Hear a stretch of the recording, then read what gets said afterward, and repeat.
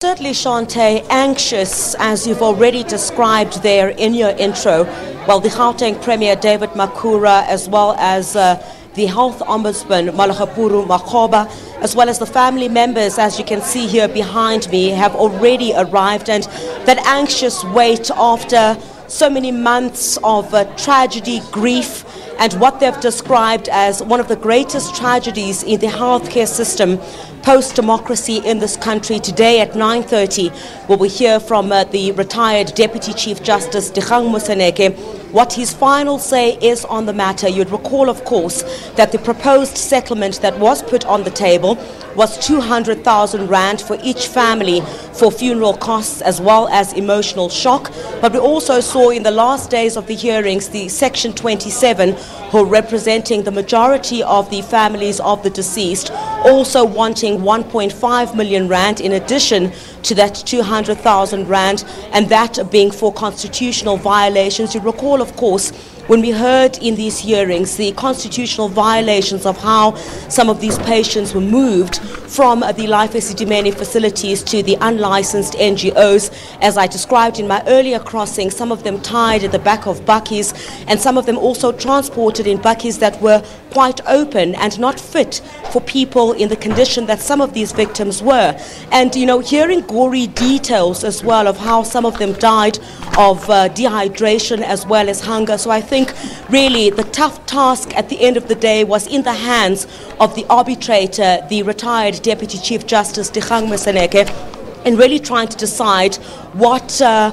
cost would you put on the value of life. That's certainly quite a mammoth task that he had to achieve. And I did indicate a bit earlier on as well there, Shante, that this report comes at such a crucial time where we will be celebrating Human Rights Month. And certainly justice would need to be seen to be done in this instance, in that a clear message would need to be sent out about how public servants do treat people with conditions such as that of mental health. So that's what we will hear at 9:30. But this is just about the first part, I think, in terms of the kind of closure that these families will receive here this morning in terms of the compensation. But I think at the end of the day, in the many conversations that we've had with these family members, they say at the end of the day, what they would believe would be justice served in this matter is when those who they believe were responsible for this tragedy do face criminal charges. You'd recall towards the end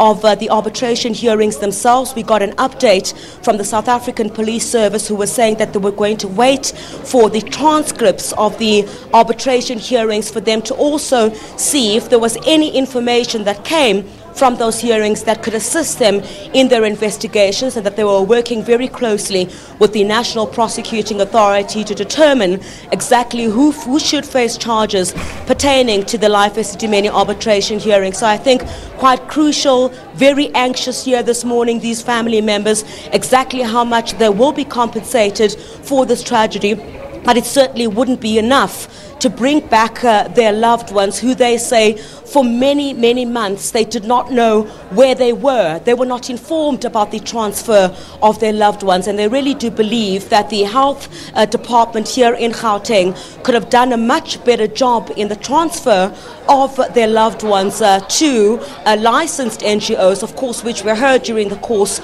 of these hearings were unlicensed. Gory details about how some of the monies from the SASSA cards of some of these victims were even being withdrawn after some of these families had died, some of the patients rather. And I think, there would be quite a scathing if, judging by what we've seen during the arbitration hearings, a scathing remark perhaps that will come from the arbitrator about how all of this unfolded and how the constitutional rights of some of the most vulnerable in this country were violated in a manner which had never been seen before. So a much anxious wait, I think, at this time for these family members, but very far from closure until someone is held to account for this tragedy. Definitely, let's leave it there. Report on the ground, Chriselda Lewis coming to us live from Parktown in Johannesburg as we await that hearing on the Life Esidimeni proceedings